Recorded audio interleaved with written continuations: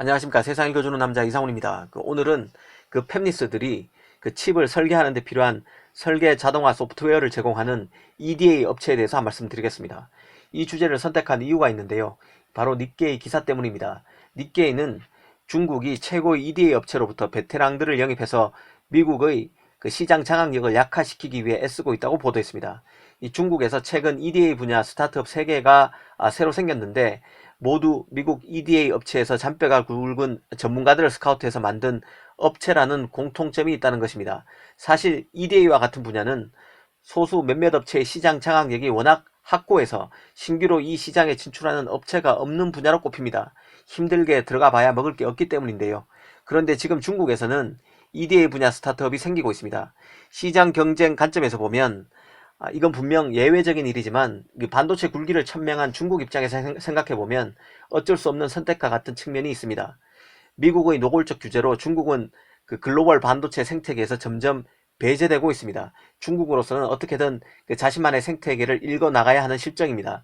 이런 맥락의 연장선에서 관련 뉴스가 시사하는 점을 천천히 짚어드리겠습니다.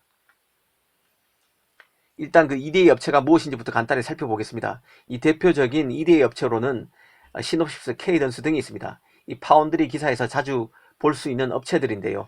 이 삼성의 경우 지난해 미국의 시놉시스와 협업을 강화한다는 발표를 하기도 했었습니다. 앞서 설명드린 대로 시놉시스와 같은 EDA 업체는 설계 자동화 소프트웨어를 제공하는 기업입니다. 영국의 ARM, ARM과는 다른데요. ARM은 설계도의 재료격인 반도체 IP를 제공하는 기업이고, 시놉시스와 같은 EDA 업체는 설계하는 데 필요한 툴, 그러니까 설계하는 데 필요한 도구를 파는 회사라고 생각하면 쉽습니다. 일전에도 설명드린 적이 있는데 집을 만드는 것에 비유해 보겠습니다. 가령 집을 만들기 위해서 도면을 그리는 사람이 바로 팹리스입니다. 그리고 설계도에 따라서 집을 직접 만드는 사람은 건설업자인 파운드리에 비견할 수 있습니다. 그런데 시놉시스와 같은 EDA 업체와 ARM 같은 ARM은 설계도를 구체적으로 입체화시켜서 제품으로 만들 수 있도록 돕는 작업을 합니다. 이 팹리스와 파운드리 사이에서 다리를 놔주는 파트너라고 보면 이해하기 쉬운데요. 이 팹리스가 만약 5나노 제품을 만들고 싶다면 삼성의 5나노 공정에 맞춰서 이 공정에 최적화된 툴을 팹리스에 제공해야 하는데, 이 업체가 바로 시놉시스와 같은 EDA 업체입니다.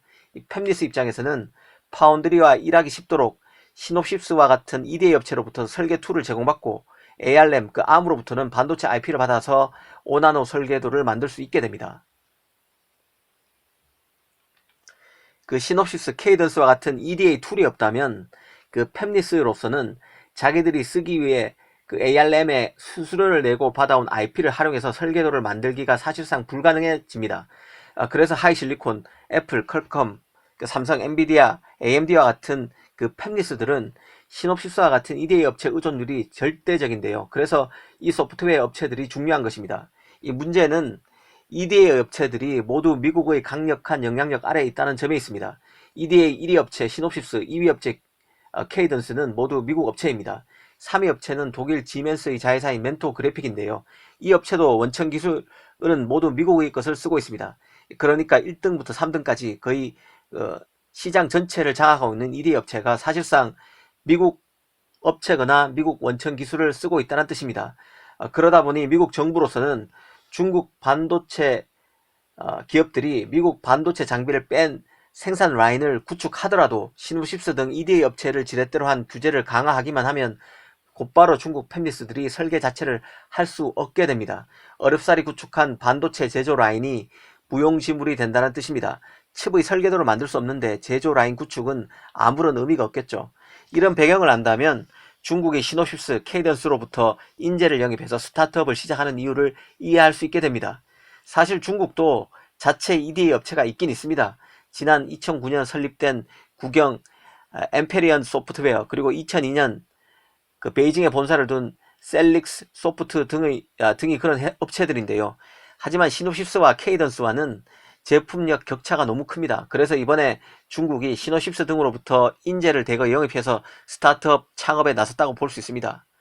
중국 입장에서는 미중 무역 분쟁을 거치면서 이런 미국 소프트웨어 의존율을 낮추지 못하면 이 반도체 굴기가 한낱 백일몽에 불과할 것이라는 점을 뼈저리게 절감했을 것으로 봅니다.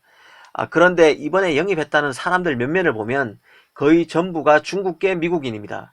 이들로서는 중국에서 엄청난 돈을 벌 수 있다는 기회도 잡고 자신의 뿌리인 중국에 기여하고 싶다는 생각도 하지 않았을까 싶습니다. 사실 개인적으로는 이런 중국의 시도가 성과를 내기는 거의 어렵다고 봅니다. 이미 그 시장 우위가 확고한 분야에서 대체 업체가 성장한다는 것은 현실적으로 불가능에 가까운 탓인데요. 그럼에도 이런 움직임에 주목해야 하는 것은 중국의 반도체 굴기가 이런저런 많은 어려움 속에서도 파운드리 메모리와 같은 제조, 팹리스와 같은 설계에 이어서 EDA와 같은 소프트웨어로까지 그 생태계를 확장하기 위해서 몸부림치고 있다는 점에 있습니다. 사실 중국 반도체는 세 개의 축으로 짜여 있다는 생각입니다. 기본적으로는 미국 등 선진국에서 최고 교육을 이수한 어마어마한 이공계 인력이 첫 번째고, 두 번째는 정부의 전폭적인 지원입니다. 마지막으로는 인재 영입, 서구권 인재 영입 등을 통한 기술 카피에 있는데요. 이런 것이 복합적으로 섞이면서 중국 반도체가 선두권과 격차를 줄여나가고 있다고 봅니다. 반도체 굴기에 과도한 공포나 한상을 가질 필요는 없을 것입니다. 하지만 반도체 굴기는 항상 예의주시해야 한다는 생각입니다. 감사합니다.